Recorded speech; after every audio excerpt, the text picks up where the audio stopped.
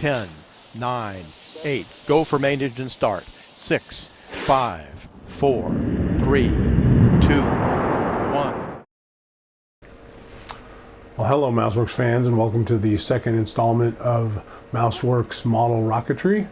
And this time what we're going to be building is another Estes rocket, D-size to E-size power, and it's called the Hi Flier XL. It's the big version of the other little XL there. And this one's going to be kind of exciting. It's going to be a quicker build than the Sasha. Basically because there's less parts. It's only 3 fins as opposed to 4 fins, things like that. Now, to get a full idea of all the techniques I'm going to be using, please go back and watch the first build I've done on the Sasha. It's about 6-7 parts, but it's got a lot of the in-depth building techniques showing you step by step. This one I'm going to be using those same techniques, but I'm going to be skipping around a little bit faster. So if you're not sure about what I'm doing or a certain technique that I'm using, go back and look at the Sasha, which is going to tell you all that. So anyways, without any further ado, let's get started and build this rocket. Okay, as I did with or do with all the rockets, let's go through the package here first. This is a skill level 2 because it's a little simplified kit, but although it's a big rocket and it uses the larger engines, the D's and the E's, which is the kind I like. It will do 1,325 feet if you use the E8-9 engine. It is 31 inches long with a diameter of 1.64. I probably will paint it something different. I'm not too wild about this scheme, so I will do my own scheme itself. So let's see what we've got in the bag. First thing up is the fins, and that's the thing that really attracted me to this more than anything. Is look at the size of the fins. I mean, these are huge, which is going to be kind of a fun little rocket. I'm always used to fins that are about like so big, but these are almost half the length of the rocket, which is really nice. We'll have to use a lot of sanding sealer to seal them, but those look pretty good. Okay, next up we have the nose cone, which is similar to the Sasha. It's a little bit pointier on the end, a little bit longer. We've got one body tube here, and we got a second body tube here. So you can see it's actually going to be quite a bit longer than some of the other rockets I'm going to be building. Okay, let's see what else we got here. We've got the coupling, and now it's not a 2-stage rocket, it's a 1-stage rocket, but this is going to be the coupler to glue the tubes together. We have an engine mount tube that fits the E-engines. We have our instruction sheet here. We have, let's see here, a whole baggie of parts here. And I'll show you what's left in the bag here. These are the decals. And they're not too bad. They actually look kind of nice. But and they're water slide decals, which I always appreciate more than stickers. So let's go through what's in the smaller bag here. Move these off to the side.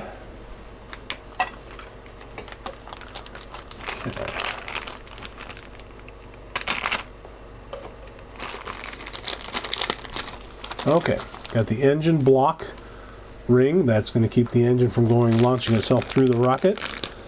We've got the retainer for the engine hook. We've got the slug if you want to run a D8 size engine, which is shorter than the E's but same diameter. This is actually the adapter that will make it work. We have the parachute cord. And like I did in the other one, I'm going to replace that, and I'll show you that a bit later. We've got the parachute itself here, and that will be replaced. It's a plastic one, which are good, but some of the fabric ones are a little bit better. And a launch lug here, single launch lug.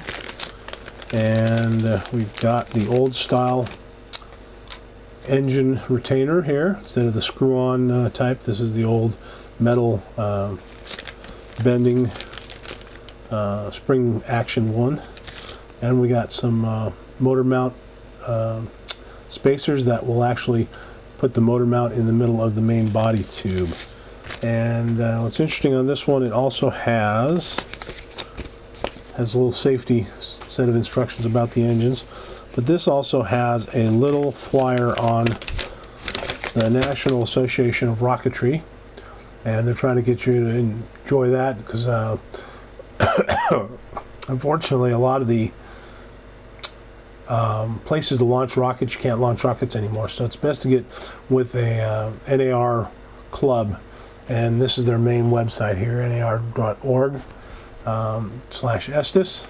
and they give you a little flyer there, so it's best to get a hold of them, and then they'll show you the clubs that are local in your town, and get on their website and find out when they're launching. So with that, we are ready to do some building. Okay, let's take a quick look at the instructions. They've got all the parts identifiers here and the stock numbers. If you destroy or need one of these parts, those are the numbers to try to get them from Estes. Real simple kit, but it's going to look really nice. We got the fin alignment guide that we cut out. It's full-size sheet. We've got the parachute cord base here and shock cord mount basically that we'll cut out. Some information on stuff that we're going to use to actually build the rocket. Sandpaper, glue, X-Acto knife, make sure the blade is sharp. Masking tape, scissors, pencil, ruler, and then paint. One of the things I do say on the masking tape is try to use the what they call kabuki tape, which to me it makes some of that. This stuff has a real sharp edge on it, so when you're painting it works real good. It also is low tack, but it seals really well, so it's real good to put on those paper tubes. This will not pull up the paper tube and tear the paper tube as long as it's got the plastic coating on it, and much better to use than actual masking tape. Okay, moving right along. First thing we're going to do is the fins. Draw the lines on the tube, the engine mount, mounting the fins, and that is actually almost it. And then doing the parachute and the shock cord. So as usual, I'm going to replace the shock cord with this stuff here, which is an elastic braid that is fabric. So okay, without getting too involved in that, let's start a build. Okay, well, first thing we're going to do is we're going to sand down these fins, get this grain, which is not bad, it's pretty smooth, but we want to get it down to be as smooth as possible, so we want this mostly aerodynamic. And so what I'm going to do is I'm going to leave it in the frame of the wood, that way everything I can hold it tight and still sand it. If I pull it out when I sand and I go over the edge, I can accidentally round the edges I don't want rounded. Now the orientation of these is very important. It does not go this way on the side of the rocket like so. You can see the grain of the wood. It would rip right apart when the wind got to it. So what it is it's actually this side, and you can see how it's actually going crossways and wind's going this way, so that will keep it from tearing up. So just make sure you get those fins right. Plus, if you get them the wrong way, the wood's going to stick down underneath the rocket, and if it lands crooked, it's going to snap the fin. So what we're going to do is we're going to start with let's start with the 220 grit sandpaper, and I'm just going to do a light sanding, and I always like to sand round, not with the grain, not against the grain specifically, and that way I don't make a divot in the wood and distort the wood. So, and I'll do both sides, and then once this is done, which doesn't take very long, we'll actually just finish off that, and you can feel that it'll be a lot smoother. Then I'm going to hit it with a 400 grit sandpaper. That'll smooth all the filings out of the 220. And at that point, I am ready. Once I do all the fins, I'll be ready to take them to the next step. Okay, one little bit of advice when you do the sanding of the fins: make sure you wear at least a dust mask, if not a respirator. Respirators are much better because that dust will get in to your nose and make you sneeze and give you all kinds of issues. The other thing is I use some of this canned compressed air for keyboards and so forth. And what I do is I like to use this to blow the sanding material out of the grain because it's actually stuck in there. So just give it some quick shots. You can see it blowing out all over from that, and clean your desk off with it too. Works pretty good. Turn it over, make sure you do the other side. These are really handy now that they're laser cut instead of having to do it yourself. So we'll clean those up and go to the next step. Okay, now I'm going to cut these out of the frames, and there's a little part where the laser did not cut that keeps these actually in their frame. You just need to cut it with a knife. You'll hear it actually break through that part of the wood. Just be careful that you don't strike the wood itself and put a nick in the wood. If you do, you need to sand that nick out because it can compromise the strength of the wood itself, especially if it's with the grain. We'll get this one cut out here. Okay, now the other thing, that little tip, is if you ever want to make new fins, or if you want to make the fins out of basswood, which is a little heavier duty, but it's a little harder to work with, save these as a pattern. You can actually just put this on the other wood, draw it out, cut it out, and you're all set. You don't have to have a piece together your broken fin to do that. So sometimes it's worth saving these if you've got the space. Again, make note of where the grain of the wood is. So, okay, now that we've got our fins, we're going to match them up here.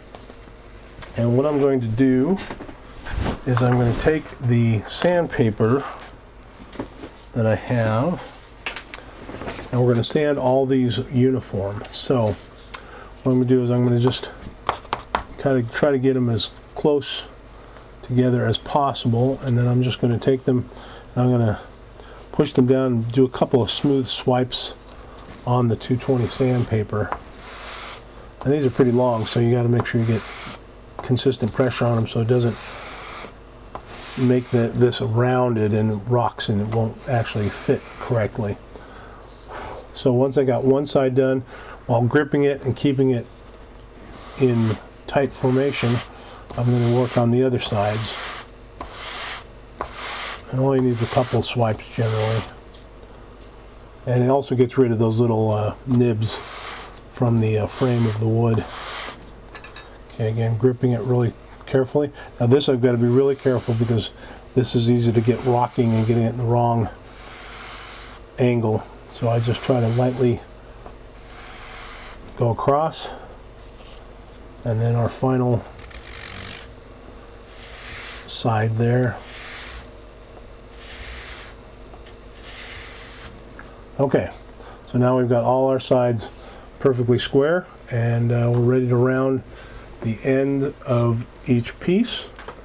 So for this, I'm going to do a little trick that I showed in my other video, but I'll show it again. And what I'm going to want to do is this leading edge, which again, make sure you know which is the leading edge. You know, it's here, it's not the other, it's not this one here. So if you're not sure, you can mark on here, and you can put that this is the front and that's the rear, if you're not sure. So this is the leading edge right here. We can do LE if you want to.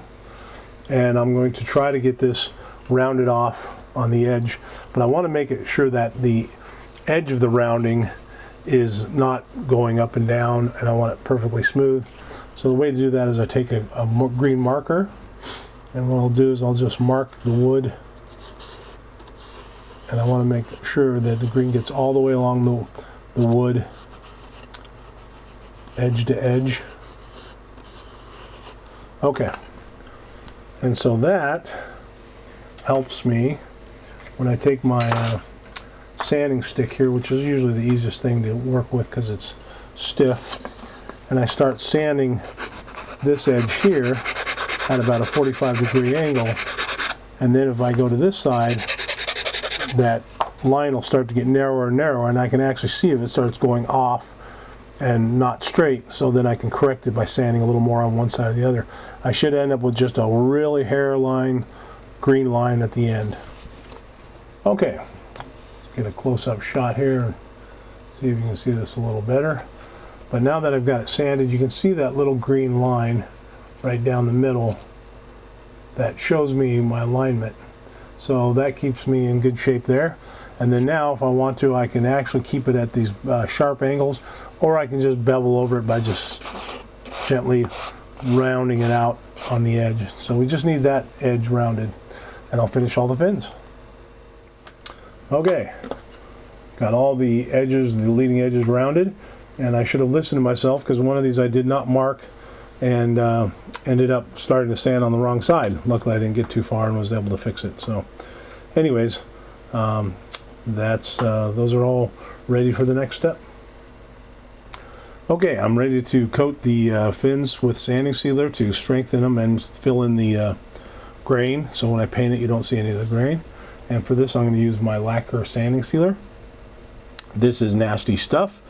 It works great. It doesn't warp the fins, but it smells really, really bad, and you need to have a really well ventilated area to use the stuff in, and use a respirator, or do this outside and still use a respirator.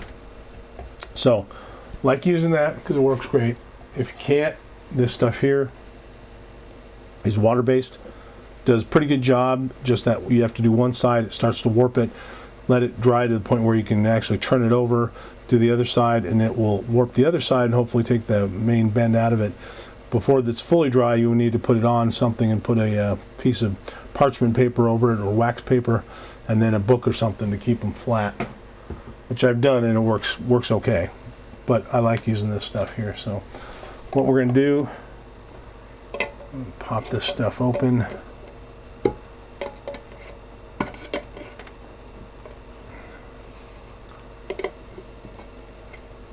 And get ready for the really bad smell, because it's like a fiberglass factory. Okay, I'm going to take one of my sticks and I'm going to stir it up, because there is some material in there. It's a clear material, and then it's got some white filler agent, which helps thicken it and fill in the actual grain itself. So we'll actually stir this stuff real good. Okay. Okay. And I'm going to use a foam brush, and these are going to be throwaway foam brushes. I'm going to do one side, let them dry, and then do the other side. And what I want to do is just do a real nice coat on this side, and it'll absorb into the balsa wood really quickly. And this balsa in this kit is actually really, really soft, so you got to be careful. From kit to kit, the balsa can be different, so just be careful. If it's really soft, just go down to a less of a grit sandpaper, and that way you won't damage it. And make sure you get the leading edge and all the way up to the nose. Don't do the base edge where you're going to actually glue it. So, and don't forget the corners. Just dab those. So I'll do that to all the fins, let them dry, flip them over, do the other side, and then sand them, and be able to do another coat. Okay, moving along, I'm letting those fins dry, and then I'll just flip them and do the rest. But I can work on the rest of the rocket while I'm doing that. Next step, which is putting the tube marking guide on, is this guide right here. So what we're going to do, make sure that's clean. We're going to cut this out and then apply it to the rocket itself.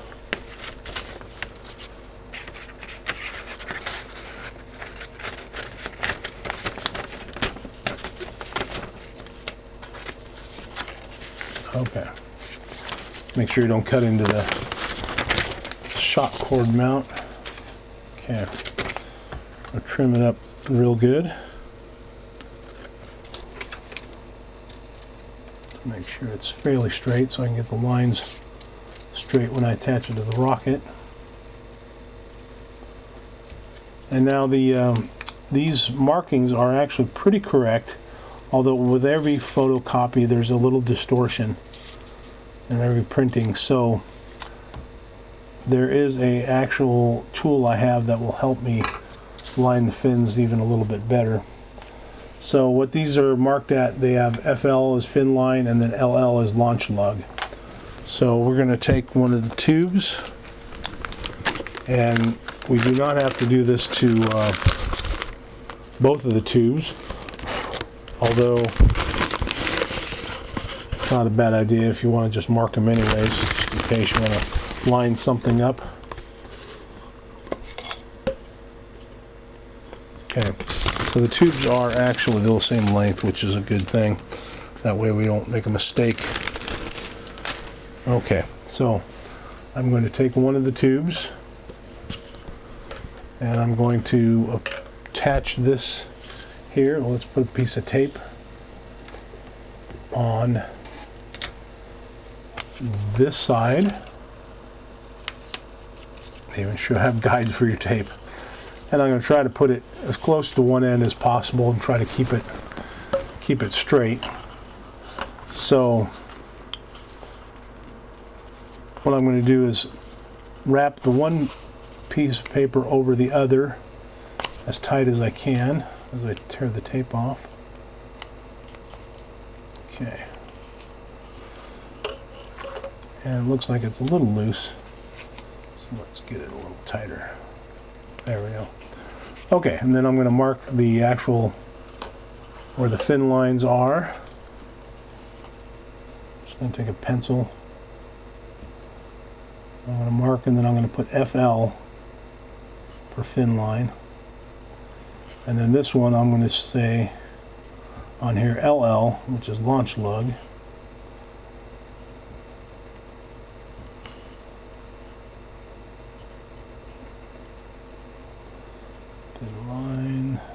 Fin line. Okay.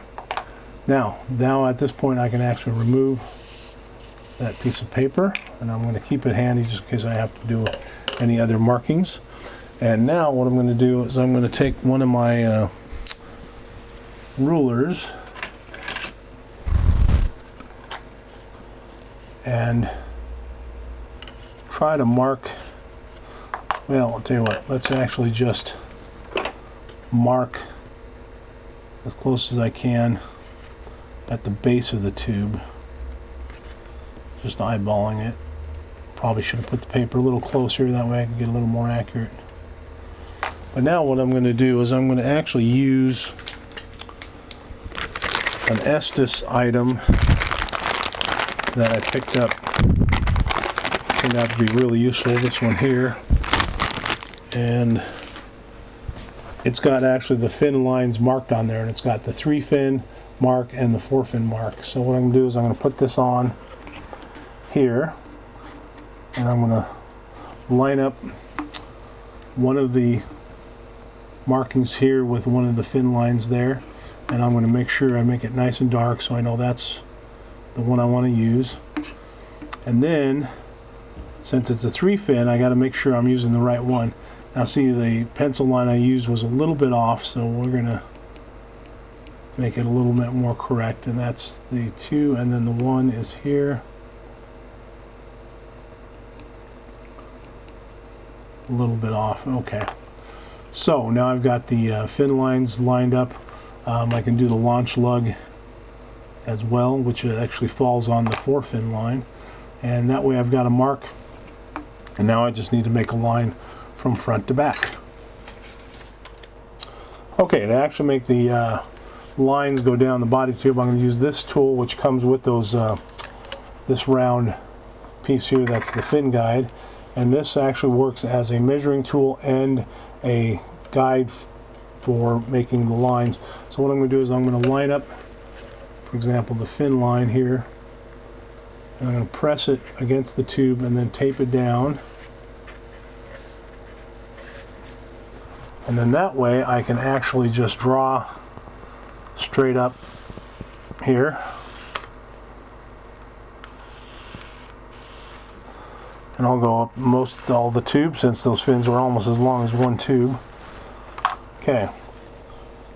And then, now that I've got those marked, I just untape this and line them up, press it tight, tape it down.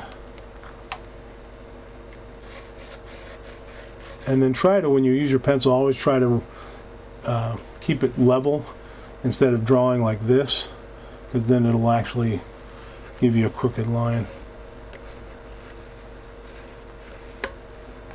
Okay, so we'll continue with that, making the marks all the way around. Okay, just to be sure that I got the line straight across, you can actually take the this fin alignment unit here and plug it in from the other side. And again, making sure I'm looking at the actual fin line. Make sure that one's lined up, so that one's lined up. And then this one, you can see it actually is a little bit off, just a hair. So I might try to straighten those out. And then this one actually looks like it's lined up. So this one I might straighten out a little bit, but it's so close it shouldn't really matter. But that's a good way to just test that, make sure your lines didn't go cockeyed.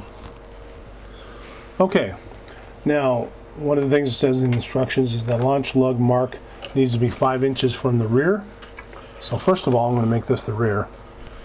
So I'm going to actually just put rear in front, just in case I get stupid and don't know the difference. So take the launch lug line, and the instructions say, I believe it was 5 inches. Looks like, yes, 5 inches from the bottom is where the launch lug line is. So we'll take our ruler and we'll go to the launch lug line, and we will find 5 inches, and we'll mark that right there. Now, one thing I like to do, just in case I want to use the change the launch lug position, what I'll do is I will make a line all the way around the tube this way. Now you can use this little gizmo here and put the pencil in here and then turn the tube. It's kind of wonky. Found a better idea is these are actually cutting guides for the tubes, but they also work for drawing perfect lines around the tube because they fit the tubes perfect.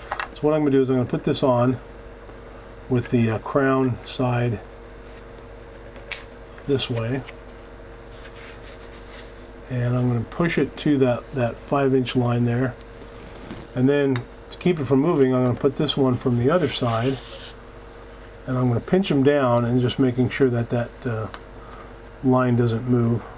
And when I pinch them down, this thing just as it's on there really tight, won't move. So now I can just take my pencil and go around. And if I were wanting to cut the tube, I could actually just use a knife right there and just cut it through. Just roll it till it cut through. So carefully remove these, just do them slowly so they don't bend the tube and put a kink in the tube. Okay, so now I've got a perfect line going around there. So if I ever wanted to change anything, I could change launch lug position, things like that. Okay, next step on the instruction is assembling the engine mount. So I'm going to use the engine mount tube. I'm going to use the retaining hook and the block I need and the actual retaining hook retainer. So now they're asking for a couple of measurements on this tube here. We got 1 inch from the bottom. Again, just for good measure, I'm going to mark one side the bottom and one side the top, and that way I don't get my measurements screwed up. So we got 1 inch from the bottom I need to make a mark, and then 3 1/4 inches from the bottom make a mark. And again, I'm going to use these little guys here, but I should have one that'll fit that quite well.